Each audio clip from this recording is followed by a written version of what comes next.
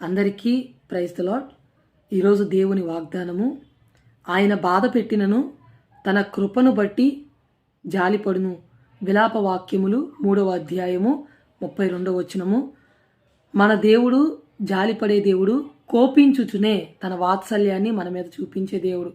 ఈ రోజులో మనుషులు చేసిన పాపములను బట్టి మన దేవుడు కొన్ని సందర్భాలలో వారి జీవితంలో కొన్ని శ్రమలు అనేవి పంపిస్తూ ఉంటాడు.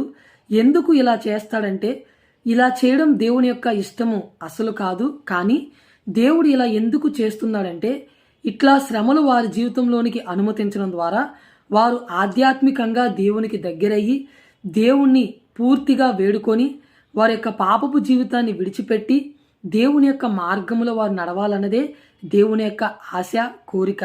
అలాగే దేవుడు ప్రతి ఒక్క మానవుని పట్ల ఒక మంచి ప్రణాళిక అనేది కలిగి ఉంటాడు. ఆ ప్రణాళిక దేవుడు నెరవేర్చాలని వారి జీవితంలోనికి కొన్ని మనోవేదనలు కానీ శోధనలు కానీ పంపిస్తూ ఉంటాడు. అటువంటి సందర్భంలో ప్రతి ఒక్క విశ్వాసి చేయవలసినటువంటి పని ఏమిటంటే, శ్రమ దినమున ఎవరూ కృంగిపోకుండా ప్రభువు ఎదుట ప్రార్థించినట్లయితే ప్రభువు ఆ శ్రమను జయించే శక్తిని మనందరికీ అనుగ్రహిస్తాడు. ఈ చిన్న వాక్యమును దేవుడు దీవించునుగాక. ఆమేన్.